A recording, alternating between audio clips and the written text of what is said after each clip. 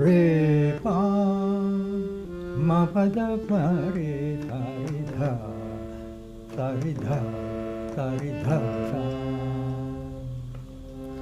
Shri Rahul himige naame Shri Rahul himige naame Babale Lanka itihase Shri Rahul himige naame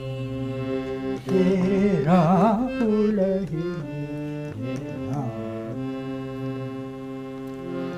Vijaya Baswami Totagamuve Vijaya Baswami Totagamuve Sangaraja Vedana Devala Dame Shat Bhasha Ve Parameshwara Shave Parameshwara Singhalaye Kividage Shri Rahul himige naame Rahul himige naame Rahul himige අද අපේ සාකච්ඡාවට යොමු වෙලා ඉන්නේ ප්‍රවීණ සංගීතවේදී ජයන්ත අරවින්දයන්. ජයන්ත අරවින්දයන් ගැන කතා කරනකොට අපිට විශේෂයෙන්ම මතකයට එන්නේ ලංකාවේ නාට්‍ය සංගීත කලාව ගැන. හැබැයි අපි දැන් ගායනා කරපු ගීතය වින්සන් සෝමපාල සංගීතඥයා විසින් රචනය කරපු ගීතයක්. රචනය කරලා පාසල් අධ්‍යාපනය ලබන දරුවන්ට ඒ දරුවන් සංගීත කලාව වෙනුවෙන් යොමු කරන්න සකස් කරපු ගීත. ජයන්ත අරවින්දයන්ගේ පියා තමයි වින්සන් සෝමපාල කියලා කියන්නේ. ඒ කියන්නේ ලංකාවේ සංගීත අධ්‍යාපන ශාස්ත්‍රය ආරම්භ කරපු ආරම්භක පුරෝගාමී පුද්ගලයන් අතරින් කෙනෙක් තමයි වින්සන් සෝමපාල සංගීතඥයා කියලා කියන්නේ. එතුමන්ගේ පුත්‍ර රත්නය තමයි අද මේ සාකච්ඡාවට අපිත් එක්ක යොමු වෙලා ඉන්නේ. සර් කොහොමද සර්ගේ තාත්තා ගැන තියෙන මතකය කුඩා අවදියේ පටන්? ඔව් මේ තාත්තා සහ අපි ජීවත් වුණේ පුංචි කාලේ මගේ පුංචි කාලේ පානදුරේ කෙසෙල්වත්තේ කියන හරියේ සරික්කාල මුල්ල කියලා කියනවා. ඉතින් පුංචි කාලේ මම ඉස්කෝලේට ගියේ ශ්‍රී ජින ධර්මදාන බෞද්ධ මිශ්‍ර පාසල කෙසෙල්වත්තේ. තුන්වෙනි පන්තිය දක්වා ගිහිල්ලා ඉතින් පුංචි කාලේ මට මතකයි අපේ ගෙදර තිබුණා මේ සර්පිනාවක්. අර සර්පිනාව මේ උත්සව කියලා තමයි වාදනය කරන්න ඕනේ. ඉතින් තාත්තා මම සර්පිනාව ගන්නකොට තාත්තා හරි අකමැතියි. මොකද සර්පිනාව අර උස්සලා තිනකොට ආයි බිම වැටලා කකුල් දෙක උඩ දාගෙන මම මේ යම් හිරිහැරයක් කරගන්නේ කියලා බයක් තිබුණා. ඉතින් අම්මට කියලා යනවා තා කොහේ හරි යනකොට මේ සර්පිනාව වාදනය කරන දෙන්න එපා පුතාට. නමුත් මම සර්පිනාව උස්සලා ඒ ස්ටෑන්ඩ් එකේ තියලා වාදනය කරන්න පුරුදුලා හිටියා. ඉතින් කොහොම හරි තාත්තාගෙන් ඉගෙන ගන්න කීප දෙනෙක් ගෙදරට ආවා. ඔව් ඒගොල්ලන්ට උගන්වමින් තාත්තා හොඳ ජීවිතයක් ගත කළා. එක අතින් කුමාර්තුක මහත්තයත් එක්ක ඇසුරු කළා. ලංකාවේ සංගීත අධ්‍යාපන ආරම්භ කරපු කලායතනවල මුල් යුගයේ කලායතන ආරම්භ කරපු පුද්ගලයෙක් විදිහට සගේ තාත්තා හඳුනන්න පුළුවන්කම තියෙනවා. එහෙම කිව්වට කමක් නැහැ. හැබැයි කලායතන තාත්තා නියම වශයෙන් ආරම්භ කළේ සංගීත ගුරුවරයා වශයෙන් පත් වුණා. 946 වගේ කාලේ ඒ පාර තාත්තා කරේ අර පානදුරේ සරික්කාලේ මුල්ලේ අපේ පදිංචි අතරලා පිළියන්දල අපේ මධ්‍ය මහා විද්‍යාලය එක්කම අනිත් පැත්තේ වත්තේ ගයක් තිබුණා. ඒක අරගෙන කුලියට අරගෙන ඔව් තාත්තා ඒකේ ජීවත් වුණා. ඒකෙදි තමයි අර කලායතනයක් ආරම්භ කළේ. ඒකට මේ පණ්ඩිත අමරදේව ඒ කාලේ ඇල්බර්ට් පෙරේරා කියලා කිව්වේ මහාචාර්ය සරච්චන්ද්‍ර වගේ අය තව ආවා. සර්ගේ තාත්තගෙන් ඉගෙනගෙන ලංකාවේ සංගීත ක්ෂේත්‍රයේ තමන්ගේ නම ප්‍රචලිත කරපු සංගීතඥයින් බොහොම දෙනෙක් ඉන්නවා නේද? ඒ ගෑය ගැන අපි පොඩ්ඩක් මතක් කරමු. ඔය ප්‍රේමදාස මුදුන්කොටුව මට මතකයි. මේ නීලා වික්‍රමසිංහ මහත්මිය. නීලා වික්‍රමසිංහ මේ පස්සේ කාලේ කාවේ. ඔය මම කියන කාලේ ඔය වික්‍රමශිලා සරික්කාල මුල්ලෙන් ඇවිල්ලා අපි මේ පිළියන්දල පදිංචියට ආපු කාලේ අර කලායතනය ආරම්භ කළාගේ සර මිහිර කියලා තාත්තා නම දැම්මේ. සර මිහිර කියන්නේ සංගීතය. සොරේ මාදුරය සංගීතය. ඕකට තමයි පණ්ඩිත් අමරදේව වගේ අය ඒ කාලේ ඇල්බර්ට් පෙරේරා කියලා කියන්නේ අමරදේව නෙමෙයි. ඉතින් මේ මහාචාර්ය සරච්චන්ද්‍ර ඇවිල්ලා හැබැයි මේ සංගීතය නෙමෙයි සාකච්ඡා කළේ. ඡන්දස් ශාස්ත්‍රය.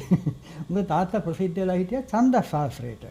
ඡන්දස ඔය කවි ලියන්නේ එක ඡන්දස් වලට සමුද්‍රඝෝෂ විරිතය පදක විරිතය ඕවට ප්‍රසිද්ධ වෙලා හිටියා. ඉතින් මහාචාර්ය සරච්චන්ද්‍ර ආවේ ඒව ගැන සාකච්ඡා කරන්න. සර්ගේ තාත්තා වින්සන් සෝමපාලයන් ලංකාවේ ජාතික ගීය නිර්මාණය කිරීමේ කාර්යයට ලොකු දායකත්වයක් දෙනවා. ඔව්.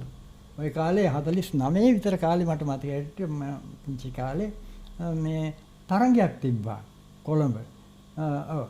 තාත්තා කරපු වැඩි තාත්තා ඒ කාලේ මේ පිළියන්දල මධ්‍ය මහාවිද්‍යාලයේ සංගීත ගුරුවරයා ඒ ඉස්කෝලෙන්ම මේ විද්‍යාලයෙන්ම පිරිසක් හොයාගෙන මට මතකයි ගෑනු ළමයි 5 දෙනයි පිරිමි ළමයි 5 දෙනයි හොයාගෙන 10 දෙනෙක් වෙන යුක්ත මේ කණ්ඩායමක් හදාගෙන මේ නමදේව ශ්‍රී ලංකා මාතා නමදේව ශ්‍රී ලංකා මාතා මේ වගේ මේ ගීතයක් නිර්මාණය කරලා ඒක අර තරංගයකට ඉදිරිපත් කළා.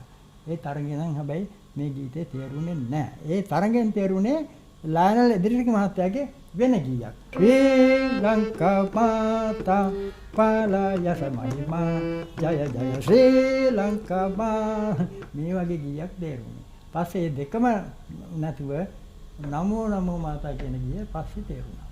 එතකොට ලංකාවේ ගාන්ධාර්ව විභාගය අවසාන කොටස සමත් වෙච්ච කෙනෙකුට ලැබෙන විශාරද තත්වය ලංකාවේ කියන්නේ ඉන්දියාවේ ලක්නව් වලට නොගොස් ලංකාවේ ලබාගත්තු එකම පුද්ගලයාත් සහ පළවෙනි සහ අවසාන පුද්ගලයාත් සර්ගේ පියාම තමයි. අපි ඒ ගැන මතකයි චුට්ටක් අවදි කරොත්. ඒ තාත්තා ඒ කාලේ මේ තාත්තට හොඳට භාෂා පුළුවන්. ඔය පිරිවෙන් වල තාත්තා ඉගෙනන ඉස්කෝලේ ගිහිල්ලා නැහැ. පිරිවෙන් වල. ඔව්. ඉතින් කොහොම හරි මේ හොඳට භාෂා ශක්තිය මේ සංස්කෘත සිංහල භාෂා හොඳට දැනගෙන හිටියා. ඒ වගේම සංගීතය ගැන ඉගෙනගෙන තිබුණේ සාද්‍රිස් මාස්ටර්ගෙන්. සාද්‍රිස් මාස්ටර් ඒ කාලේ තිබු හොඳ සංගීතඥයෙක්. ඔව්. ඉතින් මේ සංගීතෙත් දන්නවා මේ භාෂා සාහිත්‍යයත් හොඳට දැනගෙන හිටියා. ඉතින් තාත්තා පොත් ලිව්වා. ඔව්. මොකද ඒ කාලේ පොත් ලියන ලේඛකයෝ හරිය අඩුයි. පොත් ලිව්වා. ගීත කලා නිදී අර මේකේ ඉතින් මේ අර ගාන්ධාර විභාගයේ අන්තිම ප්‍රාරම්භ මධ්‍යම අවසාන කියලා තුනක් තිබුණානේ. ඒකේ අවසාන විභාගේ පාස් වෙච්ච අයන්ට ඒ ව්‍යවස්ථාව ඒ විභාගයට තිබුණා ව්‍යවස්ථාවක්. ඒ ව්‍යවස්ථාවේ අනුව ඒ විභාගයේ අන්තිම විභාගේ පාස් වෙච්ච කෙනෙක් පොතක් ලිව්වොත් ඒ පොත පිළිගත්තත් ගාන්ධාර සභාව පිළිගන්නව මොනවා හරි පොතක් ලියලා බෑ. ඒ පොත පිළිගත්තත් හොඳ පොතක් කියලා සංගීතය පිළිබඳ ඒ විෂය පිළිබඳ එයාට හම්බෙනවා සංගීත විශාරද උපාධිය. ඒ කියන්නේ සංගීතය පිළිබඳ පරිශනාත්මක කෘතියක් තමයි ගීත කලා නිදි කියන්නේ. ගීත කලා නිදි 1954. ඔව්.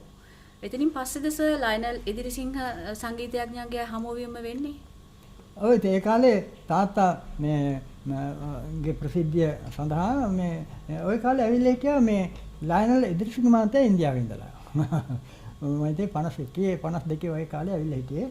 ඉඳලා එතුමා ආපු හැටියෙම එතුමාට හම්බුණා අධ්‍යාපන අමාත්‍යාංශයේ සංගීත විෂය භාරව ඉන්න. ඔව්. අධ්‍යාපන මම හිතන්නේ සංගීත පරීක්ෂක වගේ නමක් තිබුණේ කාලේ. ඔව් ප්‍රධාන සංගීත පරීක්ෂක. ඉතින් එතුමා කරපු වැඩේ එතුමා මේ සංගීත විෂයට ඕනනේ මේ විෂය නිර්දේශ කියන්නේ සිලබස් වගේ ඒවා හදන්න මගේ පියා සම්බන්ධ කරගත්තා. ඉතින් මට මතකයි අපේ ගෙදර එහෙම එනවා ලයනල් එදිරිසිංහ මහත්තයා.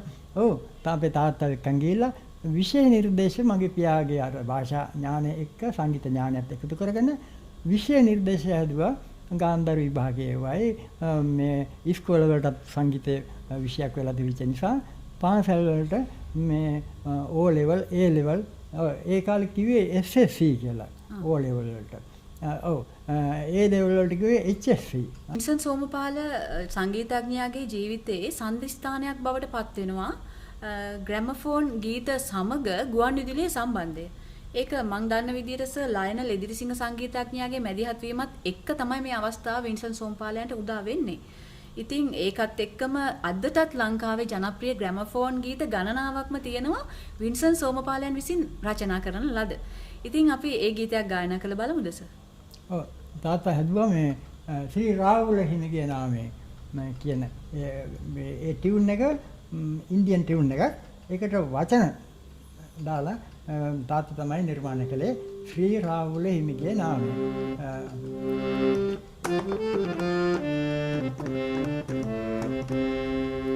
ශ්‍රී රාහුල හිමිගේ නාමයෙන් ශ්‍රී රාහුල හිමිගේ නාමයෙන් බබලේ ලංකා ඉතිහාසයේ ශ්‍රී රාහුල හිමිගේ නාමයෙන්. ඒකත් එක්කම සර් මව්පියෝ ආදී කියලා කියන්නේ මේ අදටත් මේ පාසල් ශිෂ්‍ය ශිෂ්‍යාවන් අතර බොහොම ජනප්‍රිය ගීතයක්. අපි ශ්‍රී රාහුල හිමිගේ නාමයෙන් මුලින් ගායනා කළා. දැන් අපි මව්පියෝ ආදී ගායනා කළ බලමුද? ඔව් අපේ මේ පාසල් විෂය නිර්දේශෙත් මේ ළඟදී එනකන් තිබුණා. ඔය ගීය.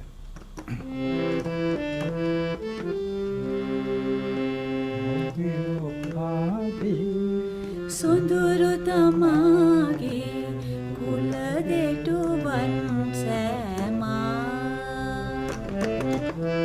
මව්පියෝ ආදී සුඳුරු තමාගේ කුල දෙටුවන් සෑමා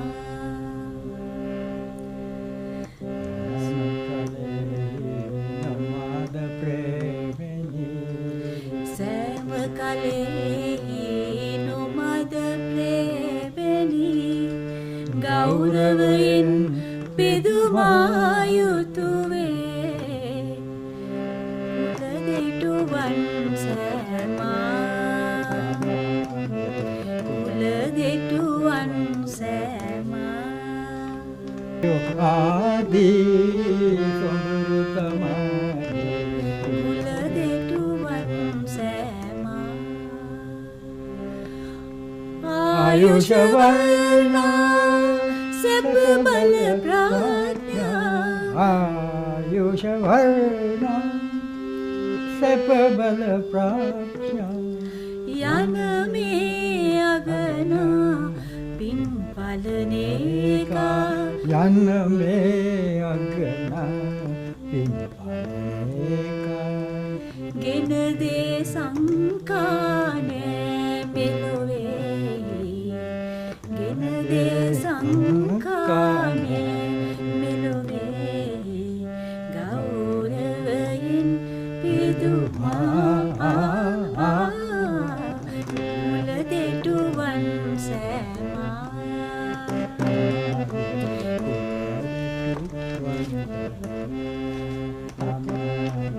කුල දෙටුවන් සෑමා. එතනින් පස්සේ 1959 වර්ෂයේදී WB මකුලොළු සංගීතඥයාගේ සම්බන්ධය ඇති වෙන වින්සන් සෝමපාලයන්ට. එතනින් පස්සේ වෙනත් මගකට මේ ආපු ගමන් මගේ හැරෙන්න පටන් ගන්නවා. ඒ කියන්නේ දේශීය තාල පද්ධතිය, ඡන්දස් අලංකාර ඒව පිළිබඳ වැඩි අවධානයක් යොමු කරමින් දේශීය සංගීතයක් නිර්මාණය කිරීමේ කටයුත්තේ WB මකුලොළු මහත්මයා ඉන්නවා. ඒ උනන්දුවම තිබුණු වින්සන් සෝමපාල සංගීතඥයාව එතුමා යොමු කරගන්නවා එතුමාගේ කාර්යය සඳහා. ආතට ඕනකම තිබුණේ මේ රාගධාරී සංගීතය ටිකක් සරල කරලා පාසල වලට ඉදිරිපත් කරනවා. ටිකක් සරල විශේෂකින් රාගධාරී සංගීතය. ඔය මේ සරල රාග තියෙනවනේ කමාජ, බිලාවල්, අන්න ඒ වගේ කාෆි වගේ රාග ඒවා. නමුත් මකුලොළු මහත්තයා සංගීත අංශයේ ප්‍රධානය වුණාම 950 ගණන් වල එතුමා අපේ ගෙදර මගේ පියාගේ ආධාරයෙන් එතුමාට ඕන වුණා ජන සංගීතය ටිකක් ඉස්මතු කරලා දෙන්න මේ පාසල් විෂය නිර්දේශය. සංගීත අධ්‍යාපනය තුළ ජන සංගීතය. ඔව්. මට මතකයි මට පුද්ගලික දවසක් කිව්වා ජයන්ත මට ඕන මේ ජන සංගීතය මේ ඉස්මතු කරලා රාගධාරී සංගීතය නැති කරන්න. ඒ තරමට මේ උමනාවක් තිබුණා මේ මකුළුළු මහත්මයාට. ඉතින් අපේ ගෙදරට ඇවිල්ලා මට මතකයි රෑ 12 මාර වෙනකන් අපේ තාත්තත් එක්ක කතා කර ඔව් සමහරවිට මමත් ඔය ලියලා එහෙම ලේඛනගත කරලා දෙනවා. ජන ගීත ලංකාවේ මේ ඒව ඇතුල් කරලා විශේෂ නිර්දේශයක් හැදුවා. අර මේ රාගදාරි සංගීතයේ එකකින් පොඩි ප්‍රශ්නයක් වුණා රාගදාරි සංගීතෙට. මොකද රාගදාරි සංගීතයේ තියෙන වෙලාව භාගයට කාලට වගේ අඩු වුණා. මේ ජන සංගීතයේ වැඩි වුණා. ලංකාවේ සංගීත කලාවක් බිහි කිරීමේ සහායක යෙදුණු පුරෝගාමී සංගීතඥයෙක් විදිහට වින්සන් සෝම්පාලයන් හඳුන්වන්න පුළුවන්කම තියෙනවා. එතුමා වැඩි නැඹුරුවක් තිබුණේ රාගදාරී සංගීත පැත්තට. නමුත් මකුලොළුව මහත්මයාගේ හෙළගී මග කියන කෘතිය අධ්‍යයනය කරනකොට අපිට තේරෙනවා එතුමා හෙළ සංගීතයක් නිර්මාණය කරන්න උත්සාහ දරපු කෙනෙක්. නමුත් වරක් රතන් ජංකර් පඬිතුමා ලංකාවට ආපු වෙලාවෙස කියනවා ඕගොල්ලොන්ගේ සංගීතය තමයි මේ හෙළ සංගීතය. ජනගී ආශ්‍රයෙන් තමයි මේ ඕගොල්ලොන්ට ඕගොල්ලොන්ගේ සංගීතය නිර්මාණය කරන්න පුළුවන් වෙන්නේ කියලා. හැබැයි යම් තැනකදී ගැටලුවක් එනවා සර්. මොකද ජනගීවල බොහෝ විට අපිට වැඩි වශයෙන් දකින්න ලැබෙන්නේ ස්වර අඩු ප්‍රමාණයක්. ඉතින් එවැනි ස්වර අඩු ප්‍රමාණයකින් සංගීත කලාවක් නිර්මාණය කරන්න බෑ කියලා තරකයකුත් ඒ කාලේ සංගීතය හදාරපු විද්වතුන් අතර ගැටලුවක් නිර්මාණය වෙනවා. එතකොට සර් මේ වින්සන් සෝමපාලයන් යන්න හදපු ගමන් මගයි මකුලොළුව මහත්මයාගේ ගමන් මගයි කොහොමද මේ එකට සම්බන්ධ වෙන්නේ එක්තරා තැනකදී? මේක උනේ මේ තාත්තට ඔම්මට උවමනාව තිබුණේ රාගදාරි සංගීතය තියාගෙන සරල මට්ටමේ තියාගෙන පාසල් වලට ගැලපෙන විදිහට සරල මට්ටමේ තියාගෙන රාගදාරි සංගීතය හොඳට උගන්වන්න. ඒකම ජන සංගීතයට තාත්තා කැමති වුණා නෙමෙයි. නමුත් දැන් රතන් ජංකරතුමා වුණත් එයාතුමා කිව්වේ අපේ ජනගී සම්ප්‍රදායක ලංකාවේ තියෙනවා. ඒක තුලින් හොඳ මේ දියුණු සම්ප්‍රදායක් වර්ධනය කරගන්න පුළුවන් කියන එකයි රතන් ජංකරතුමා කිව්වේ. නැතු මේ අපේ තියෙන ජන සංගීතය අරගෙන මේක විශාල සංගීත සම්ප්‍රදායක් විදිහට බාර ගන්න පුළුවන් කියනවන නෙමෙයි. ඔව් මේක අපි ඉතින් මගේ පියා බොහොම මේ වැඩි කැමැත්තක් දක්වලා තාල පැත්තට. ඔව් මොකද ස්වර පැත්තට රාගධාරී සංගීතෙන් ඔක්කොම සිද්ධ වෙන නිසා තාල පැත්ත. මොකද ඉන්දියාවේ තිබුණා තිත් ක්‍රමය කියලා එකක්. ඔව් තිත් ක්‍රමය. මේක පදනම් කරගෙන තාත්තා හැදුවා තිත් ක්‍රමයක් ලංකාවට. දේශීය තිත් ක්‍රමය. ඒ කියන්නේ මාතර දෙකෙන් යනකොට සුළු තිත. සුළු මැදුම් මහ. මේ විදිහට නම් දාලා තාත්තට හොඳට භාෂාව පුළුවන් නිසා අර හෙළ වචන වලින් දාලා හරියට කුමාරතුංග මහත්තයා දැම්මා වගේ හෙළ මේ තාල දේශීය තාල පද්ධතියක් ඇති කළා තිත් ක්‍රමය කියලා කිව්වේ. ඒක පියා තමයි ඒක සම්පූර්ණයෙන්ම ඇති කළේ. ඉතින් මකුලොළුව මහත්මයා කලේ අර ජන ගීත ඒ ස්වර පැත්ත ගැන තමයි කල්පනා කළේ.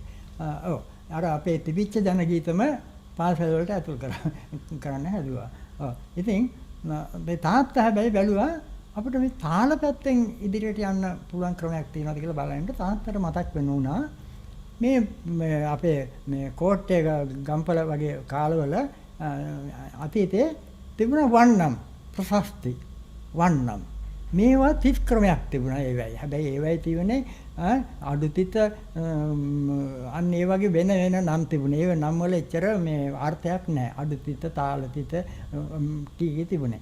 තාත්තා කරපැඩේ මේවට වෙනම මේ කුමාරතුංග මහත්තයා ඒ කාලේ හදලා තිබුණනේ මේ හෙළ බසක් ඒ භාෂාව අනුව සුළුතිත මැදුම්තිත මහතිත වගේ වචන සුළු මහ මැදුම් වගේ වචන පාවිච්චි කරලා මාත්‍ර දෙකෙන් දෙක කැටි වෙනකොට සුළුතිත මාත්‍ර තුනෙන් තුන කැටි වෙනකොට මැදුම්තිත මාත්‍ර හතරෙන් හතර කැටි වෙනකොට මහතිත මේ විදිහට සුළු මහ දෙතිත සුළු මහ මැදුම් තුන්තිත ඔය වගේ තුන්තිත හතරතිත දෙතිත තනිතිත කියලා නම් දාලා මේ ලංකාවට හදලා දුන්නා. අර අපේ තියෙන ජන සංගීතය ගායනා කරනකොට ඒකේ තාල පැත්ත විශ්ලේෂණය කරන්න හදලා දුන්න එක්තරා ක්‍රමයක්. ඒක තමයි තිත් ක්‍රමය.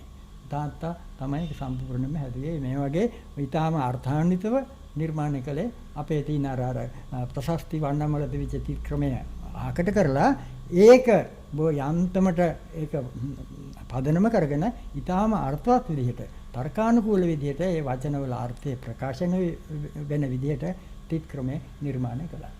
අද භාවිත වෙන්නේ තාත්තා හදපු තිත් ක්‍රමය. වින්සන් සෝම්පාල සංගීතඥයාගේ ජීවිතයේ හැරවුම් ලක්ෂයක් බවට පත් වෙනවා 1950 වර්ෂය. තමයි ලංකාවේ නාට්‍ය කලාවක් බිහි කරපු මහාචාර්ය එදිරිවීර සරච්චන්ද්‍රයන්ගේ හමුවීම. ඒක අපිට දැන් අද මට සර්ව හමු වෙන්නත් අන්න ඒ කතාව බොහොමයක් වැදගත් වෙනවා. ඒ හමුවීම නොවුන නම් සමහරවිට අද ජයන්ත අරවින්ද සංගීතඥයාත් මෙතන නැති වෙන්න තිබුණා. ඒ ගැන අපි ටිකක් කතා කරමුද?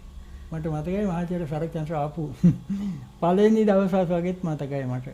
ෆෝඩ් ඇන්ග්ලියා කියලා කාර් එකක් කළු පාට කාර් එක. ඔව් ෆෝඩ් ඇන්ග්ලියා. ඔව් ওই කාර් එකක් තිබුණේ කාලේ.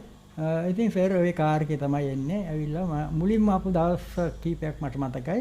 ඒ ආවේ අර ඡන්දස් ශාස්ත්‍රය සංගීතය නෙමෙයි. කෙලින්ම සංගීතය නෙමෙයි. ඡන්දස් ශාස්ත්‍රය. يعني ওই කවිවල තියෙන ඡන්දස් කියලා විරිත් ඒ සමුද්‍රඝෝෂ විරිත පදක විරිත ආදී වශයෙන් ඒව ගැන කතා කරන්න යාවේ. ඉතින් මට මතකයි පෑ ගණන් අපේ ගෙදර මේ ඇවිල්ලා තාත්තා එක්ක කතා කරනවා. මම ඉතින් තේ වතුර අල්ලනවා. ඔව් ඒ කියන ඒවා අහගෙන ඉන්නවා.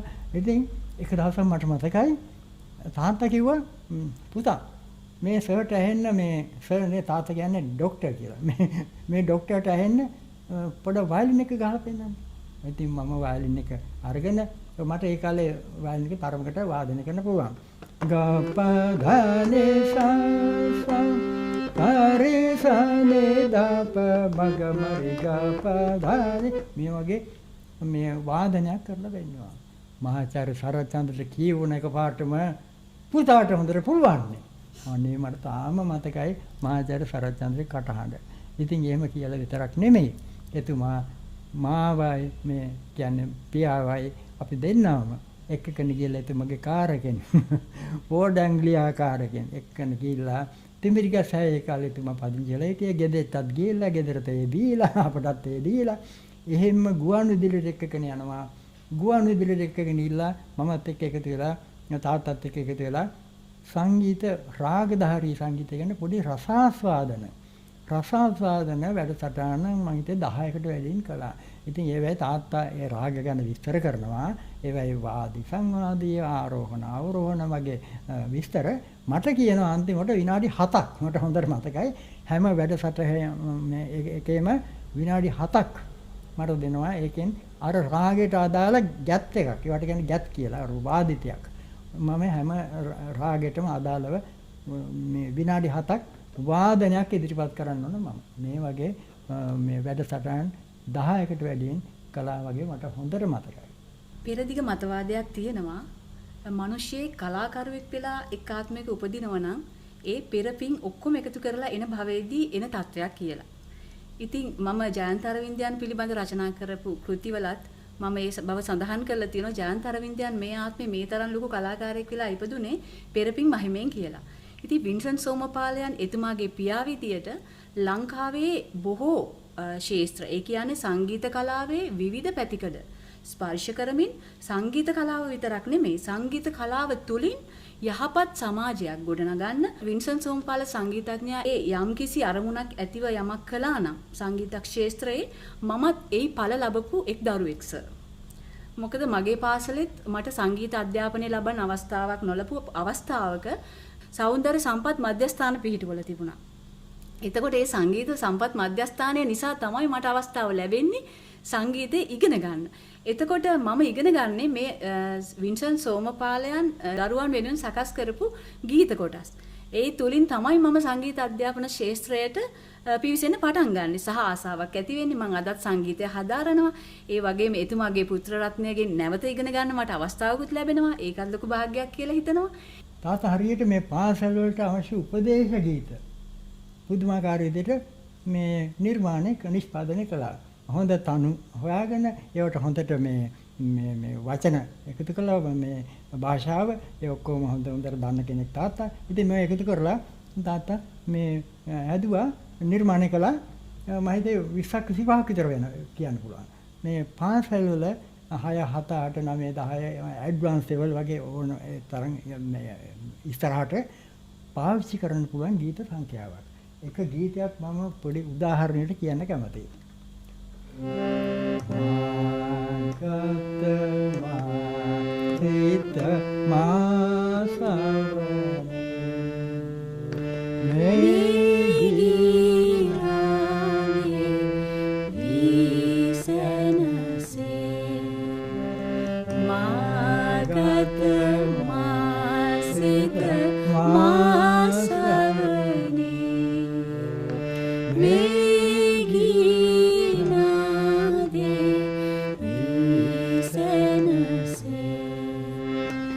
ආසිත යාපතේ මැදේ ලෝකේ කාට ඉන් වැඩවේ. හරියම ලස්සන ගීයක් මම හිතන්නේ අදත් පාසල් වල මේ ගීත අද හරියම ලොකු අඩුවක් තියෙනවා අපේ පාසල් වල ඕනට වැඩිය මේ බටහිර සංගීතය උගන්වනවා මේ විෂය නම පෙරදිග සංගීතය උගන්වන්නේ වැඩිපුර උගන්වන්නේ බටහිර සංගීතය හරියම ඔව් බටහිර සංගීතය කියලා වෙනම විෂයකුත් තියෙනවා මේ පාසල් වල ඒක වෙනම උගන්වනවා ඒ අතර මේ පෙරදිග සංගීතයට උගන්වනවා ඕනට වැඩියෙන් බටහිර සංගීතය මේක මේ මම හිතේ ඉක්මනට මේවා සංස්කරණය කරලා මේ සංගීත විෂය නිර්දේශ නැවත මේ මම හිතන්නේ සංස්කරණය කළ යුතුයි කියලා මම හිතනවා. සෝමපාල සංගීතඥයාගේ කාර්යභාරය මේ තරම් සුළු වේලාවකින් කතා කරලා අවසන් කරන්න පුළුවන් දෙයක් නෙමෙයි. එතුමා බොහෝ කාලයක් බොහෝ කැපකිරීම කරලා මේ සංගීත ශාස්ත්‍රයේ බොහෝ කටයුතු නිර්මාණය කරපු පුද්ගලෙක්. ඉතින් අපි යම් දවසක මතුවට යම්කිසි වැඩසටහනකින් යම්කිසි උත්සවයක් සංවිධානය කරමින් එතුමා ගැන වරින් වර කතා කරන්න අපේක්ෂා කරනවා. ඉතින් අදට අපේ කතා බහ මෙතනින් අවසන් වෙනවා. අද මේ සාකච්ඡාවට සහභාගී වුණු ප්‍රවීණ සංගීතවේදී ජයන්ත අරවින්දයන්ට මගේ ගුරුතුමාට ගොඩාක්ම ස්තුතියි කියලා කියනවා. ස්තුතියි.